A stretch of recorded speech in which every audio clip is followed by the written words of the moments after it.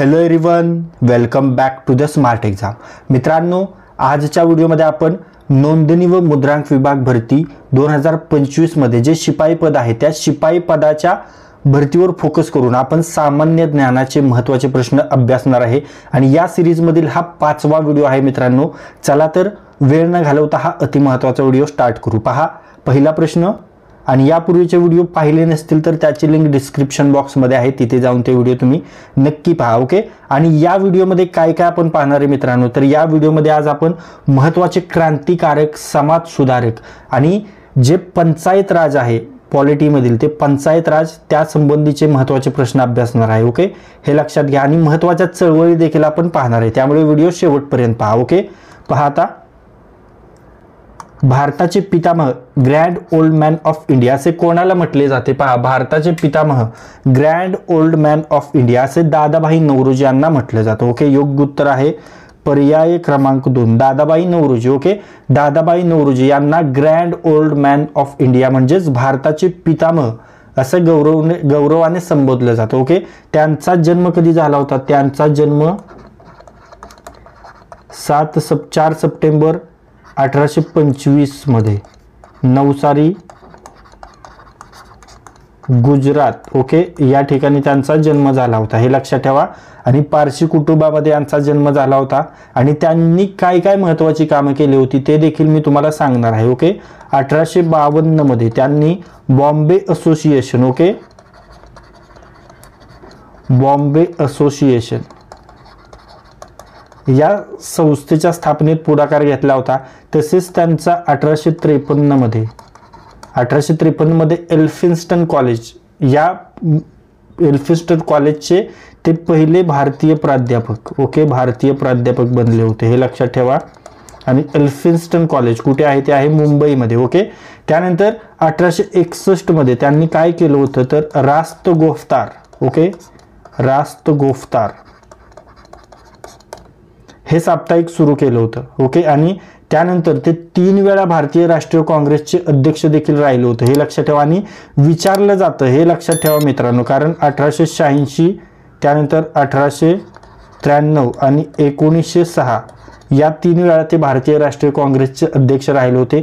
आणि तुम्हाला विचारले जाईल की इंग्लंडच्या फिन्सबरी मतदारसंघातून निवडून गेलेले ब्रिटिश संसदेत पहिले भारतीय कोण होते? तर ते आहेत भारताचे पितामह दादाभाई नौरोजी, हे लक्षात ठेवा. ओके, 1892 ते 1895 या काळात इंग्लंडच्या फिन्सबेरी मतदारसंघातून निवडून गेलेले ब्रिटिश संसदेत प्रवेश करणारे पहिले भारतीय आहेत ते. आणि एक गोष्ट लक्षात ठेवा मित्रांनो, त्यांना भारतीय अर्थशास्त्राचे जनक देखील म्हटले जातं, हे लक्षात ठेवा. इथून एवढे पॉईंट आपल्याला दादाभाई नौरोजी यांच्या संबंधीचे माहीत असणं गरजेचं आहे. ओके, त्यानंतर ऑप्शनमध्ये पाहूया महात्मा गांधी. महात्मा गांधी राष्ट्रपिता, फादर ऑफ नेशन, ओके, असं त्यांना म्हटलं जातं. त्यानंतर लोकमान्य टिळक, स्वराज्य हा माझा जन्मसिद्ध हक्क आहे आणि तो मी मिळवणारच अशी सिंहगर्जना करणारे कोण आहेत? ते आहेत लोकमान्य टिळक, बरोबर. त्यानंतर लाला लजपत राय, लाला लजपत राय पंजाब केसरी, पंजाब केसरी, ओके, पंजाब केसरी म्हणून कोणाला ओळखलं जातं तर ते लाला लजपत राय यांना. ओके, लाल बाल पाल या त्रिकुटातील एक क्रांतिकारक नेता आहेत ते. आणि गोपाळ कृष्ण गोखले, गोपाळ कृष्ण गोखले हे कोण आहेत तर हे गांधीजी,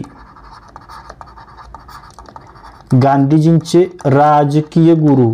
ओके, गांधीजींचे राजकीय गुरु कोण आहेत तर ते आहेत गोपाळ कृष्ण गोखले. ओके, मवाळ विचारसरणीचे नेते आहेत हे इथून एवढे पॉइंट लक्षात असणं आपल्याला गरजेचं आहे. ओके, त्यानंतर पुढे पाहूया मित्रांनो. सुरुवातीला तुमच्यासाठी एक प्रश्न विचारतो, मागच्या मराठी व्याकरणाचा प्रश्न आहे. ओके, बालकवी, बालकवी यांचे पूर्ण नाव सांगायचे, यांचे पूर्ण नाव काय आहे? ओके, मागचा जो मराठी व्याकरणाचा भाग 2 आहे त्यामध्ये हा प्रश्न आपण घेतलेला आहे डिटेलमध्ये, त्यामुळे या प्रश्नाचं उत्तर तुमच्यासाठी. बालकवी यांचे पूर्ण नाव काय आहे हे तुम्हाला कमेंट बॉक्समध्ये सांगायचे. ओके, ऑप्शन देतो. पहिला ऑप्शन पहा, त्र्यंबक बापूजी ठोंबरे, त्यानंतर त्र्यंबकराव साहेब शिरवाडकर, त्यानंतर माणिक सीताराम गोडघाटे, यशवंत दिनकर पेंढारकर आणि रामकृष्ण काव्यशास्त्री. यापैकी जे महत्त्वाचा ऑप्शन वाटतोय तुम्हाला तो कमेंट करून सांगा. ओके, त्यानंतर हा प्रश्न पहा, आणि मित्रांनो एक गोष्ट लक्षात घ्या, आपण कमी वेळात जास्त रिव्हिजन होण्यासाठी आपण 1000 प्रश्नांचा एक महाप्रश्न संच बनवलेला आहे आणि तो बऱ्याच मित्रांनी घेतलेला आहे आणि अजून बरेच मित्र तो घेत देखील आहेत. आणि मित्रांनो जर अजून तुम्ही आपला 1000 प्रश्नांचा महाप्रश्न संच घेतला नसेल तर तुम्ही इतरांच्या पेक्षा खूपच मागे आहात मित्रांनो, हे लक्षात घ्या. त्यामुळे हीच ती वेळ आहे, हाच तो क्षण आहे मित्रांनो. त्यामुळे लगेच जीकेचा महाप्रश्न संच आत्ताच मागवून घ्या आणि आपल्या अभ्यासाला एक वेगळी दिशा द्या. त्यासाठी तुम्हाला काय करायचे, त्यासाठी तुम्हाला 98 23 93 18 27 या नंबरवर व्हॉट्सअप मेसेज करून फी एकदम माफक आहे, 49 रुपयामध्ये ती तुम्हाला मिळणार आहे. ओके.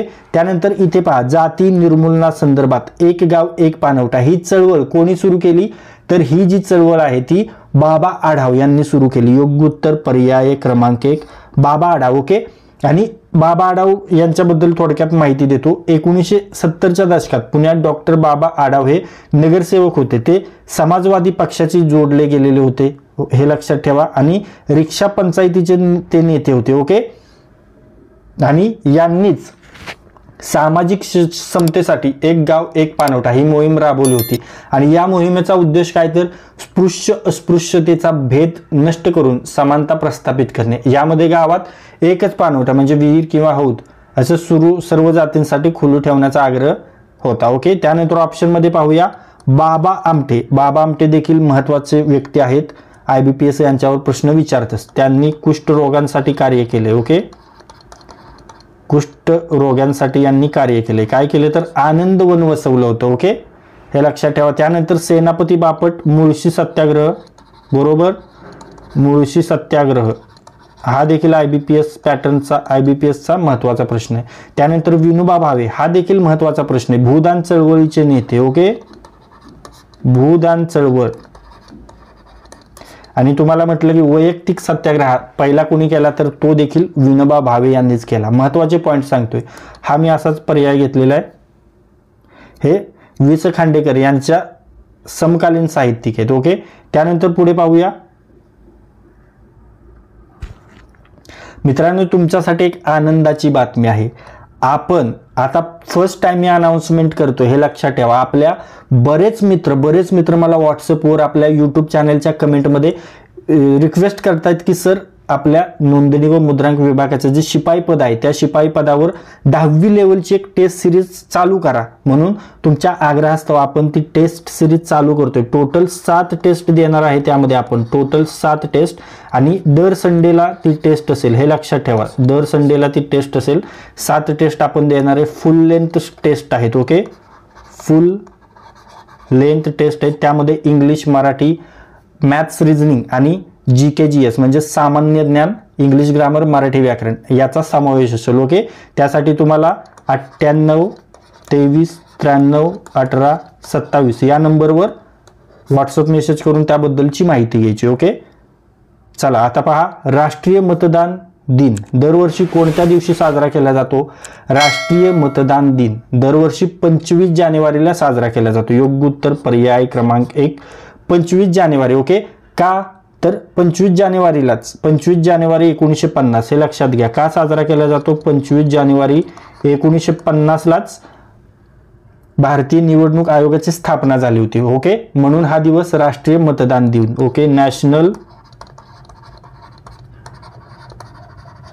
वोटर्स डे म्हणून साजरा केला जातो. ओके. आणि या दिवशी देशभरात मतदार जनजागृती कार्यक्रम घेतले जातात. आणि तुमच्यासाठी प्रश्न विचारतो. चला, मागच्या व्हिडिओमध्ये हे सांगितलेले महाराष्ट्र शासनाने राज्य मतदार दिन म्हणून साजरा करण्याचा निर्णय कोणता दिवस घेतलाय? म्हणजे चला, महाराष्ट्राचा राज्य मतदार दिन दरवर्षी कोणत्या दिवशी साजरा केला जातो हे तुम्ही कमेंट बॉक्समध्ये सांगायचे. ओके. महाराष्ट्र शासन राज्य मतदार दिन कधी साजरा करत आहे ते तुम्हाला कमेंट बॉक्समध्ये सांगायचे. मागच्या व्हिडिओमध्ये हा प्रश्न पाहिलेला आहे, हे लक्षात घ्या. 12 जानेवारी ऑप्शनमध्ये पहा. 12 जानेवारी राष्ट्रीय युवक दिन असतो. ओके. का साजरा केला जातो 12 जानेवारी राष्ट्रीय योग दिन? तर स्वामी विवेकानंदांचे जन्मदिवस जयंती असते, त्यामुळे 12 जानेवारी राष्ट्रीय योग दिन साजरा केला जातो. त्यानंतर 26 नोव्हेंबर, 26 नोव्हेंबर काय आहे? 26 नोव्हेंबर आहे संविधान दिन. ओके,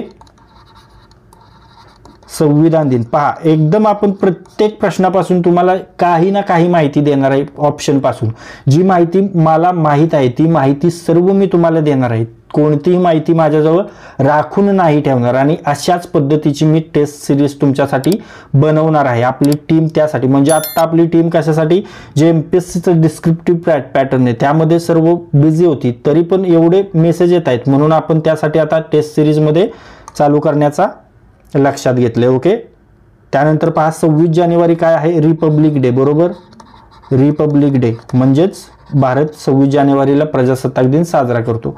आणि 15 ऑगस्ट काय आहे? तर स्वातंत्र्य दिन. बरोबर, 15 ऑगस्ट आहे स्वातंत्र्य दिन, हे लक्षात ठेवा. ओके, त्यानंतर पुढे पाहूया.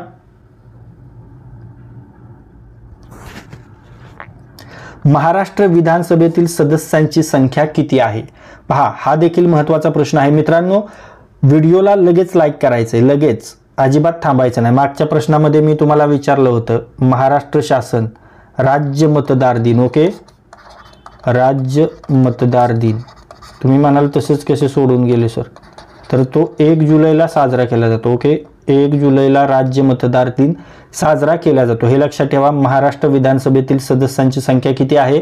तर ती आहे 288. ओके, योग्य उत्तर पर्याय क्रमांक 4, 288. ओके, भारतीय संविधानाच्या तरतुदीनुसार राज्य विधानसभाची सदस्य संख्या किमान मिनिमम 60 आणि मॅक्झिमम कमाल 500 एवढी पर्यंत असू शकते आणि महाराष्ट्र विधानसभेतील सदस्य संख्या 288. ओके, त्यानंतर ऑप्शनमध्ये पाहूया 403 असाच आकडा दिलेला आहे. 250 कोणाची असते? तर राज्यसभेची सदस्य संख्या जास्तीत जास्त 250 असते. 78 कोणाची आहे? तर जे महाराष्ट्र विधान परिषद, महाराष्ट्र विधान परिषद 78 सदस्य संख्या आहे. ओके, हे लक्षात ठेवा. 288 विधानसभेची आणि 290 हा देखील असाच आकडा दिलेला आहे. चला आता 403 जो आकडा आहे तो तुम्हाला मी एक सांगतो. 403 मला आठवला, तर हा उत्तर प्रदेश विधानसभा सदस्य संख्या ही कोणाची आहे? यूपी, उत्तर प्रदेश. ओके, उत्तर प्रदेशची विधानसभा सदस्य संख्या किती आहे? तर ती आहे 403, सर्वात जास्त आहे. ओके, त्यानंतर पुढे पाहूया. पहा, महाराष्ट्र राज्य विधिमंडळाचे वरिष्ठ सभागृह आपल्याला सांगायचंय. आत्ताच आपण विधानसभा पाहिलं, आता वरिष्ठ सभागृह आहे विधान परिषद. ओके, योग्य उत्तर पर्याय क्रमांक 2 विधान परिषद. भारतीय राज्यांच्या विधिमंडळात 2 सभागृह असतात. विधानसभा म्हणजे खालचं आणि विधान परिषद म्हणजे वरचं म्हणजेच वरिष्ठ आणि विधानसभा कनिष्ठ. विधान परिषद वरिष्ठ सभागृह आणि महाराष्ट्र हे द्विसदनी विधानमंडळ असलेलं राज्य आणि विधान परिषदेची सदस्य संख्या आपण आत्ताच पाहिली किती आहे? 78 आहे. ओके, 78 सदस्य असतात, हे लक्षात ठेवा. विधानसभा खालचे कनिष्ठ सभागृह, इथं थेट निवडणूक,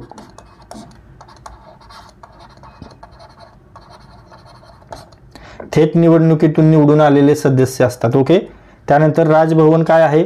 तर राजभवन म्हणजे राज्यपालांचं निवासस्थान आहे. ओके, राज्यपालांचं निवासस्थान आहे राजभवन. ओके, हे लक्षात ठेवा. त्यानंतरचा काय आहे? त्यानंतर आहे विधानसौधा. विधानसौधा हे काय आहे? तर जे बंगळुरू आहे मित्रांनो, बंगळुरू कर्नाटक, त्या विधान भवनाला विधानसौधा असं म्हणतात. आणि संसद एक केंद्र शासनाचं विधिमंडळ. ओके, त्यानंतर पुढे पाहूया मित्रांनो. सर्व प्रश्न एक्झाम ओरिएंटेड आहेत, तुमच्या परीक्षेमध्ये हेच प्रश्न नक्की दिसतील. ओके, मत द्यायचे नसेल तर खालीलपैकी कोणता पर्याय निवडतात? मत द्यायचे नसेल तर नोटा पर्याय निवडतात. ओके, योग्य उत्तर पर्याय क्रमांक 1 नोटा. ओके, नोटा म्हणजे काय? Full form none of the above. Okay, आणि कधीपासून सुरू झालेला आहे हा? 2013 पासून हा पर्याय निवडणूक यंत्रात EVM मध्ये उपलब्ध करून देण्यात आलेला आहे. ओके, मतदाराला जर कोणताच उमेदवार पसंत नसेल तर तो नोटाचा वापर करू शकतो. ओके, आणि आपली नापसंती व्यक्त करू शकतो, हे लक्षात ठेवा. नोटाला जास्त मते मिळाली तर पुन्हा मतदान घेतलं जात नाही, हे देखील लक्षात ठेवा. त्यानंतर व्हीव्हीपॅट इथे आहे बघा, व्हीव्हीपॅट म्हणजे काय आहे तर व्हीव्हीपॅट म्हणजे वोटर व्हेरिफिएबल पेपर ऑडिट ट्रेल म्हणजे व्हीव्हीपॅट मशीन आहे, मतदानाची पावती मिळवण्यासाठीचा हा यंत्र प्रकार आहे. ओके, त्यानंतर पुढे पाहूया. आता पहा, महाराष्ट्रातील पंचायत राज पद्धती डॅश डॅश स्तरीय आहे. महाराष्ट्रातील पंचायत राज पद्धती 3 स्तरीय आहे. योग्य उत्तर आहे पर्याय क्रमांक 2, 3 स्तरीय. ओके, महाराष्ट्र राज्यात त्रिस्तरीय 3 स्तराची पंचायत राज व्यवस्था आहे. गाव पातळीवर कोणता आहे? ग्रामपंचायत आहे. ओके, तालुका पातळीवर आहे, आपण सर्व ग्रामीण भागातील आपल्याला हे सर्व बऱ्यापैकी माहिती आहे. ओके, आणि जिल्हा पातळीवर कोणते असते? जिल्हा पातळीवर असते जिल्हा परिषद. हे आपण सर्व व्यवस्थित डिटेल पुढच्या व्हिडिओमध्ये पाहणार आहेत, डोंट वरी. ओके, आणि या त्रिस्तरीय रचनेची शिफारस कोणी केली होती? महाराष्ट्रासाठी म्हणतोय तर ती वसंतराव नाईक समिती. ओके, जे मला आठवेल एक्झाम ओरिएंटेड आहे ते मी तुम्हाला नक्कीच सांगेल. ओके, वसंतराव नाईक समिती कधी स्थापन झाली होती? 1960 मध्ये, हे लक्षात ठेवा. ओके, त्यानंतर समोरचा प्रश्न पाहूया.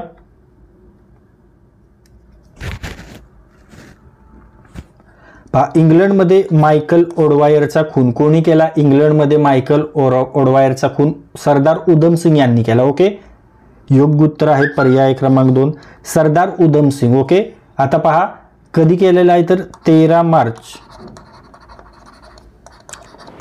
1940 रोजी इंग्लंडमधील लंडनचं जो कॅक्स्टन हॉल आहे. ओके, लिहून दाखवतो.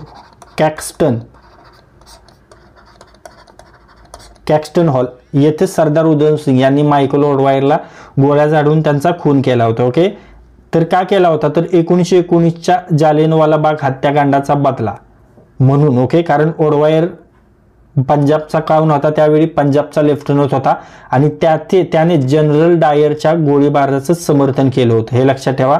आणि सरदार उधम सिंग यांना अटक करण्यात आली आणि त्यांना 31 जुलै 1940 रोजी फाशी देखील देण्यात आली होती. ओके, कशासाठी तर जालियनवाला बाग हत्याकांडाचा बदला म्हणून सरदार उधम सिंग यांनी मायकल ओडवायरचा खून केला होता. ओके, त्यानंतर CR दास काँग्रेसचे नेते होते. ओके, श्यामजी कृष्ण वर्मा हे भारतीय स्वातंत्र्य चळवळीचे विचारवंत होते. ओके, आणि दामोदर चाफेकर यांनी देखील महत्त्वाचं काम केलं होतं. काय केलं होतं? रँडचा खून कोणी केला होता तर दामोदर चाफेकर बंधूंनी पुण्यात प्लेग अधिकाऱ्याचा खून केला होता, हे लक्षात ठेवा. आणि विनायक दामोदर सावरकर जे क्रांतिकारक आहेत, त्यांनी साहित्य लिहिलेलं 1857चा स्वातंत्र्य समर. बरोबर, त्यानंतर पुढे पाहूया.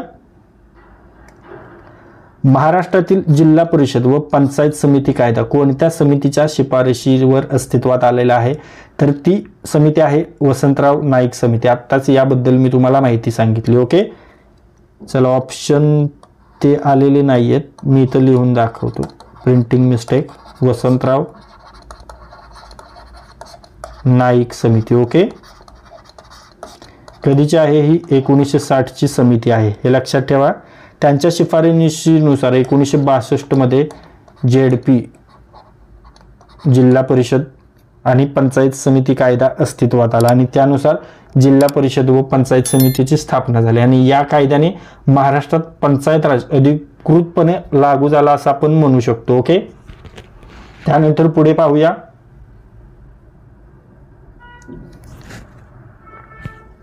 पहा, चितगाव येथील शस्त्रागारावरील हल्ल्याची योजना कोणी आखली होती तर ती सूर्यसेन यांनी. ओके, योग्य उत्तर पर्याय क्रमांक 3, सूर्यसेन. 18 एप्रिल. ओके, 18 एप्रिल 1930 रोजी सूर्यसेन यांच्या नेतृत्वाखाली चितगाव येथील ब्रिटिश शस्त्रागारावर हल्ला करण्यात आला होता. चितगाव कुठे आहे तर ते होतं बंगालमध्ये त्यावेळच्या. ओके, आणि या हल्ल्याचा उद्देश काय होता तर ब्रिटिश सरकारवी तंत्रांवर तात्पुरतं नियंत्रण मिळवणं आणि ब्रिटिश टेलिग्राफ व वाहतूक व्यवस्था खंडित करणं हा त्यामागचा उद्देश होता. यामध्ये सहभाग झालेले प्रमुख क्रांतिकारक देखील सांगतो. यामध्ये अनंत सिंग. ओके, त्यानंतर गणेश घोष, त्यानंतर होते तारकेश्वर दस्तीदार. ओके. तसेच कल्पना दत्त होत्या आणि महत्त्वाचं नाव आहे, तुम्ही ऐकलंच असेल, प्रीतिलता वड्डेदार. ओके. या महिला देखील चितगाव गटात सामील होत्या. ओके. त्यानंतर सुखदेव तर पहा भगतसिंगाच्या समूहातील क्रांतिकारी होते. राजगुरू हे भगतसिंग व सुखदेव यांच्यासोबत लाहोर षडयंत्रात सामील झाले होते. रामप्रसाद बिस्मिल तर काकोरी कांड जो झाला होता, काकोरी कट यामध्ये ते सामील होते. ओके. यामधील प्रमुख क्रांतिकारी कधी झाला होता हा 1925. ओके. आणि भगतसिंग तर तुम्हाला माहितीच आहेत, पंजाब लाहोर परिसरात क्रांतिकारी चळवळीत अग्रस्थानी होते. त्यानंतर समोरचा प्रश्न,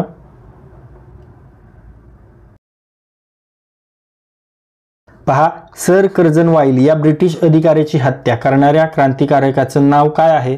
तर ते आहे मदनलाल धिंगरा. ओके. योग्य उत्तर आहे पर्याय क्रमांक 4 मदनलाल धिंगरा. ओके. मदनलाल धिंगरा हे क्रांतिकारी होते जे इंडिया हाऊस या गुप्त क्रांतिकारी संघटनेचे सदस्य होते. त्यांनी 1 जुलै 1909 रोजी, कधी 1 जुलै 1909 रोजी लंडनमधील इम्पेरियल इन्स्टिट्यूटमध्ये सर कर्झन वायली यांची गोळ्या काढून हत्या केली होती. आणि कर्झन वायली हा ब्रिटनमधील इंडिया ऑफिसमध्ये भारतीय विद्यार्थ्यांवर पाळत ठेवणारा अधिकारी होता, हे लक्षात ठेवा. आणि धिंगरांना यासाठी 17 ऑगस्टला फाशी झाली होती, हे देखील लक्षात ठेवा. कधी तर 1909 रोजीच पेंटॉनविल तुरुंगात फाशी देण्यात आली होती. त्यानंतर भगतसिंग तुम्हाला सांगितलं यांनी कोणाची हत्या केली होती भगतसिंग यांनी, तर लाहोरमध्ये ब्रिटिश पोलीस अधिकारी होता सॉन्डर्स. बरोबर, सॉन्डर्स, JP सॉन्डर्स असं लक्षात, JP सॉन्डर्स. ओके. याचा खून भगतसिंग यांनी केला होता 1928 मध्ये. ओके. त्यानंतर अनंत कान्हेरे 1909 मध्ये नाशिकचा कलेक्टर.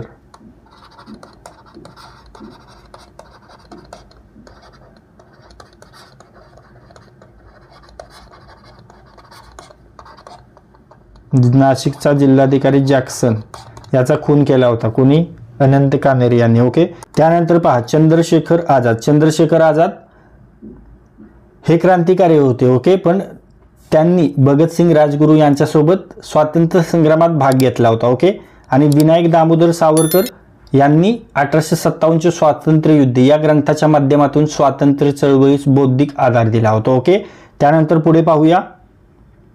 पहा जॅक्सनचा वध करणारे अनंत कान्हेरे कोणत्या संघटनेशी संबंधित होते? जॅक्सनचा वध करणारे अनंत कान्हेरे हे अभिनव भारत या संघटनेशी संबंधित होते. ओके. योग्य उत्तर आहे पर्याय क्रमांक 1 अभिनव भारत. ओके.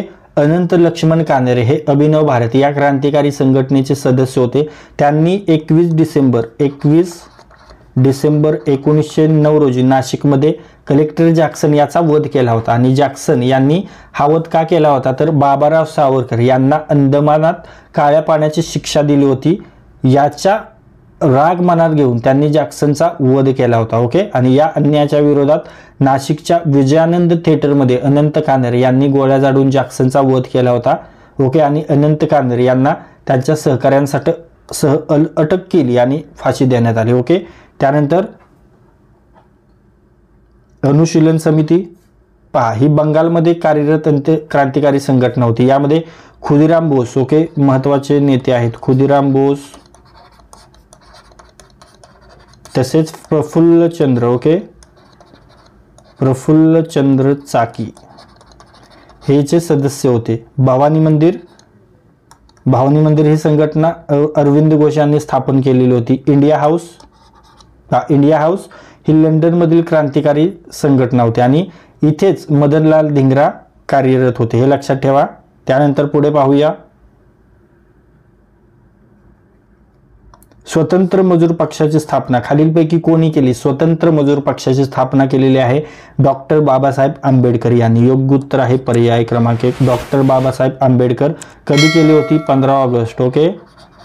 15 ऑगस्ट 1936. मित्रांनो, आपण डॉक्टर बाबासाहेब आंबेडकर यांच्यावर डिटेल व्हिडिओ बनवलेला आहे, त्यामध्ये आपण तब्बल 200 महत्त्वाचे प्रश्न म्हणजे डॉक्टर बाबासाहेब आंबेडकर यांच्या जीवनासंबंधीचे 200 महत्त्वाचे प्रश्न घेतले. तिथे जाऊन तो व्हिडिओ नक्की पहा, त्याचा तुम्हाला फायदा होणार आहे. स्मार्ट एक्झाम या यूट्यूब चॅनलवर तो व्हिडिओ आहे. ओके, आता पहा, 15 ऑगस्ट 1936 रोजी डॉक्टर बाबासाहेब आंबेडकर यांनी स्वतंत्र मजूर पक्षाची स्थापना केली होती. ओके, हा पक्ष काय करत होता तर श्रमिक, दलित व शोषित वर्गाचं प्रतिनिधित्व करण्यासाठी तयार केला होता. ओके, आणि या पक्षाचा जो जाहीरनामा आहे मित्रांनो, या पक्षाचा जाहीरनामा तो टाइम्स ऑफ इंडिया या इंग्रजी वृत्तपत्रात प्रसिद्ध करण्यात आला होता. आणि त्यासोबतच 1938 मध्ये मनमाड येथे झालेल्या दलित वर्गीय कर्मचारी परिषदेत आंबेडकरांनी सांगितले की ब्राह्मणशाही व भांडवलशाही हे भारतीय कामगारांचे 2 शत्रू आहेत, हे लक्षात ठेवा. त्यानंतर ऑप्शनमध्ये लाला लजपत राय, पंजाब केसरी तुम्हाला आधीच सांगितलं होतं. त्यानंतर पुढे पाहूया, सविनय कायदेभंग चळवळीचा कालावधी कोणता आहे? सविनय कायदेभंग चळवळीचा कालावधी आहे 1930 ते 1934. योग्य उत्तर आहे पर्याय क्रमांक 2, 1930 ते 1934. ओके, सविनय कायदेभंग चळवळ म्हणजे सिव्हिल डिसओबेडियन्स मुवमेंट. ओके, ही गांधीजींनी कधी चालू केली होती? 14 फेब. ओके, 14 फेब 1930 रोजी घोषित केले आणि 6 एप्रिल 1930 रोजी गांधीजींनी दांडी यात्रा करून मिठाचा कायदा मोडला, ज्यावेळी आंदोलनाला प्रत्यक्ष सुरुवात झाली होती. ओके, आंदोलन विविध टप्प्यामध्ये चालू राहिलं होतं आणि अखेरीस कधी तर एप्रिल 1934 मध्ये गांधीजींनी ही चळवळ अधिकृतपणे मागे घेतली होती. ओके, आता तुमच्यासाठी प्रश्न विचारतो, असहकार चळवळ कधी चालू झाली होती रे? असहकार चळवळ तुमच्यासाठीचा प्रश्न आहे, कमेंट करून सांगा. बघूया किती जणांना येते. मी सांगतो तुम्हाला, तोपर्यंत तुम्ही सांगा. असहकार चळवळ कधी चालू झाली होती? इयर देतो 1919, 1919, 1920, 1932 किंवा 1936 या 4 पर्यायापैकी एक पर्याय उत्तर आहे. ओके, आता ऑप्शन मध्ये पहा, 1942 ते 1946 ला क्विट इंडिया मुवमेंट चालू होती, भारत छोडो आंदोलन. ओके, भारत छोडो आंदोलन. त्यानंतर 1919 ते 1924 रौलेट ऍक्ट, 1919 ला रौलेट ऍक्ट आला होता, बरोबर, रौलेट कायदा. याचा विरोध जालियनवाला बाग हत्याकांड, खिलाफत चळवळ अशा घटना, असहकार आंदोलन अशा घटना इथे झाल्या होत्या 1919 1920 दरम्यान. आणि पहा, 1920 ते 1922 तुम्हाला विचारलेल्या प्रश्नाचे उत्तर 1920 ला असहकार चळवळ चालू झाली होती, हे लक्षात ठेवा. आणि मागे का घेतली होती तुम्हाला सर्वांनाच हे माहिती असेल, तर जे चौरी चौरा घटना झाली होती, चौरी चौरा घटना, त्यामुळे व्यतीत होऊन गांधीजींनी ती असहकार चळवळ मागे घेतली होती, हे लक्षात ठेवा. त्यानंतर पुढे पाहूया,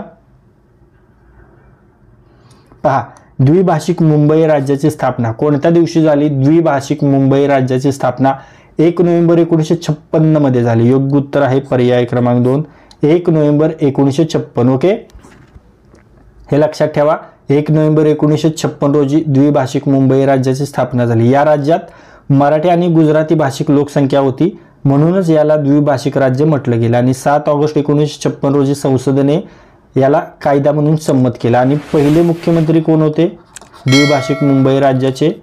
पहिले मुख्यमंत्री तर ते होते यशवंतराव चव्हाण. ओके, यशवंतराव चव्हाण हे द्विभाषिक मुंबई राज्याचे मुख्यमंत्री होते पहिले. ओके, आता 1956 हे असेच मी पर्याय दिलेत. ओके, तर 26 नोव्हेंबरला तुम्हाला सांगितलं, 26 नोव्हेंबर आपण संविधान दिन म्हणून साजरा करतो, 15 ऑगस्ट आपण स्वातंत्र्य दिन साजरा करतो आणि 26 जानेवारी आपण प्रजासत्ताक दिन साजरा करतो आणि 1 मे आपण काय करतो? 1 मे 1960 तर महाराष्ट्र राज्याची स्थापना झाली. ओके,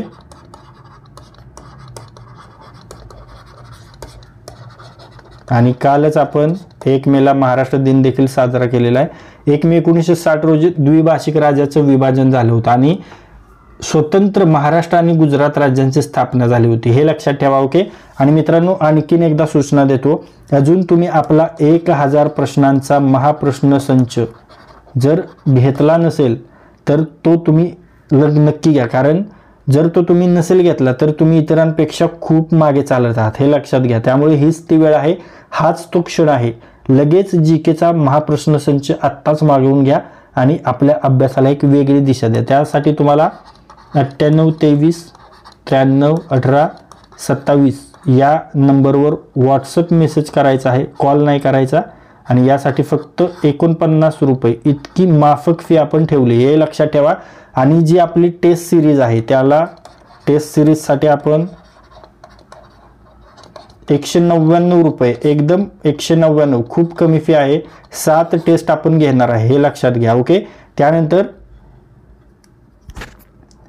हैदराबाद स्टेट कोणत्या वर्षी भारतात विलीन करण्यात आले? हैदराबाद स्टेट भारतामध्ये कधी विलीन करण्यात आलं तर 1948 मध्ये. योग्य उत्तर आहे पर्याय क्रमांक 2, 1948. ओके. हैदराबाद स्टेटचे भारतात विलीनीकरण कधी झालं होतं तर 17 सप्टेंबर 1948 रोजी झालं. हैदराबादचा निजाम भारतात विलीन होण्यास नकार देत होता, म्हणून आपण कधी 13 सप्टेंबरला पोलीस कारवाई केली होती. ओके. सैन्य घुसवलं होतं आणि त्याच सैन्य घुसवलं त्या मोहिमेला, या लष्करी मोहिमेला नाव काय होतं तर यासाठी नाव होतं ऑपरेशन पोलो. IBPSचा खूप महत्त्वाचा फेवरेट प्रश्न आहे, हे लक्षात घ्या.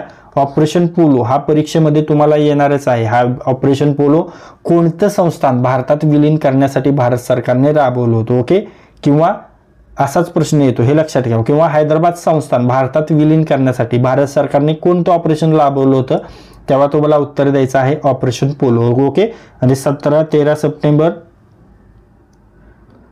म्हणजे ही मोहीम चालली होती आणि 17 सप्टेंबरला निजामानं शरणागती 13 सप्टेंबरला मोहीम सुरू, 17 सप्टेंबरला निजामाने शरणागती पत्करली. आणि हैदराबादचे जे स्टेटचे जे मराठी भाषिक लोक आहेत, मराठी भाषिक भाग, तो आपल्या महाराष्ट्राला भेटला. ओके.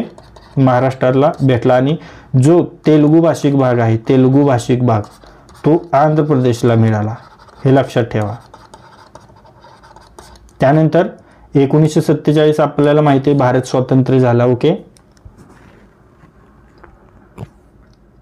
1949ला काय असाच प्रश्न घेतलेला आहे. 1950 भारताने प्रजासत्ताक म्हणून घटना लागू केली होती, हे लक्षात घ्या. आणि 1956 असाच दिलेला आहे पर्याय. त्यानंतर पुढे पाहूया. पहा, स्वामी विवेकानंद यांनी रामकृष्ण मिशनची स्थापना कोणत्या वर्षी केली? स्वामी विवेकानंद यांनी रामकृष्ण मिशनची स्थापना 1897 मध्ये केली. ओके. योग्य उत्तर आहे पर्याय क्रमांक 1, 1897. ओके. स्वामी विवेकानंद हे कोणाचे शिष्य होते तर ते रामकृष्ण परमहंस, रामकृष्ण परमहंस यांचे शिष्य होते. आणि त्यांनी रामकृष्ण मिशनची स्थापना यांच्याच मुळे केली. ओके. आणि कधी केली तर 1 मे 1897 यांच्याच नावे केली, हे लक्षात ठेवा. ओके. 1897 मध्ये कुठे केली? बेलूर येथे. बेलूर मठ, कोलकाता, पश्चिम बंगाल येथे रामकृष्ण मिशनची स्थापना स्वामी विवेकानंद यांनी केली. याचा उद्देश काय होता तर पहा, धर्माचा प्रचार करणे, तसेच शिक्षण, समाजहित करणे, भारतीय संस्कृतीची जी मूल्ये ती जतन करणे, असं याचा उद्देश होता. ओके. त्यानंतर समोरचा प्रश्न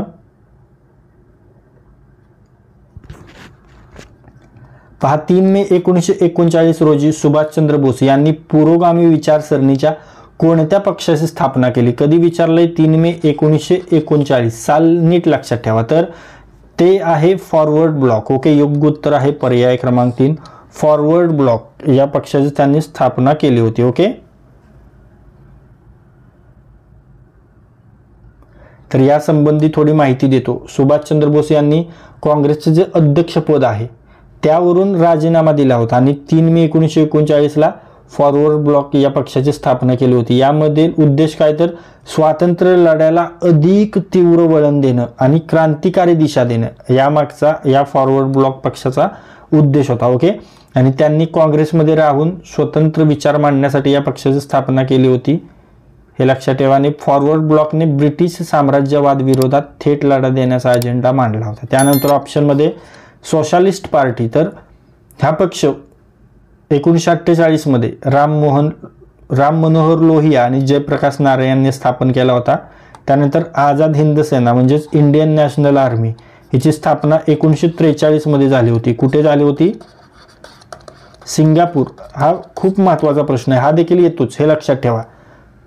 सिंगापूरमध्ये ही स्थापना झाली होती. कुणी केली होती? तर रास बिहारी बोस यांनी केली होती, हे लक्षात घ्या. हा विचारलेले प्रश्न आहेत यांनी इथेच आपण चुकतो. रास बिहारी बोस यांनी केली होती आणि सुभाषचंद्र बोस यांनी त्याचं नंतर नेतृत्व केलं होतं, हे लक्षात ठेवा. ओके, तर मित्रांनो आणखीन एक वेळा तुम्हाला आठवण करून देतो. जर अजून तुम्ही आपला 1000 प्रश्नांचा महाप्रश्न संच घेतला नसेल तर तो आत्ताचे आत्ता लगेच घ्यावा, कारण तो प्रश्न एक परीक्षेच्या दृष्टीने एवढा महत्त्वाचा आहे की त्यामध्ये आपण पूर्ण जीके कव्हर केले. ओके, त्यामुळे तुमचा कमी वेळात जास्त अभ्यास होणार आहे आणि तुमची रिव्हिजनसाठी तो खूप युजफुल आहे. त्यासाठी तुम्हाला 98 23 93 18 27 या नंबरवर व्हॉट्सअप मेसेज करायचा आहे आणि 49 पे करून त्याचा स्क्रीनशॉट याच नंबरवर व्हॉट्सअपला सेंड करायचा आहे. ओके, तर मित्रांनो आत्तापर्यंत जे काही प्रश्न आपण पाहिलेले त्या प्रश्नापैकी काही प्रश्न मी तुम्हाला विचारणार आहे, त्याचे उत्तर तुम्हाला कमेंट बॉक्समध्ये सांगायचे. तुमच्यासाठीचा प्रश्न पहा. राष्ट्रीय मतदार दिन दरवर्षी कोणत्या दिवशी साजरा केला जातो? तुमच्यासाठी 5 पर्याय आहेत. 5 पर्यायापैकी योग्य पर्याय कमेंट बॉक्समध्ये सांगायचा आहे. ओके, राष्ट्रीय मतदान दिन कोणत्या वर्षी साजरा केला जातो डिटेलमध्ये पाहिलेला आहे. आन्सर कमेंट करा. तर मित्रांनो या व्हिडिओमध्ये आज आपण तुमच्या येणाऱ्या नोंदणी व मुद्रांक विभाग भरती 2025 वर फोकस करून नोंदणी व मुद्रांक विभागामध्ये जे शिपाई पद आहे त्या शिपाई पदावर फोकस करून आपण 10वी लेवल SSC लेवलचे जीकेचे प्रश्न अभ्यासलेले आहेत. हे सर्व प्रश्न जे आहेत ते आपण मागील विविध परीक्षांमध्ये IBPSने विचारलेले प्रश्न आहेत. हे IBPS PYQ आहेत, हे IBPS प्रिव्हियस इयर क्वेश्चन्स आहेत. त्यामुळे तुमच्या येणाऱ्या परीक्षेमध्ये या व्हिडिओमधील बरेचसे प्रश्न तुम्हाला नक्कीच दिसणार आहेत. त्यामुळे हा व्हिडिओ जास्तीत जास्त पहा आणि हा व्हिडिओ जास्तीत जास्त रिवाइज करा. आणि जर हा व्हिडिओ तुम्हाला युजफुल वाटला असेल तर या व्हिडिओला लाईक करा. हा व्हिडिओ आपल्या कमीत कमी 10 मित्रांसोबत शेअर करा. आणि जर हा व्हिडिओ तुम्ही पहिल्यांदाच या आपल्या स्मार्ट एक्झाम चॅनलवर पाहत असाल तर या आपल्या स्मार्ट एक्झाम चॅनलला सबस्क्राईब करा आणि बेल आयकॉनला हिट करा. तर लाईक करा, शेअर करा आणि सबस्क्राईब करा. थँक्यू.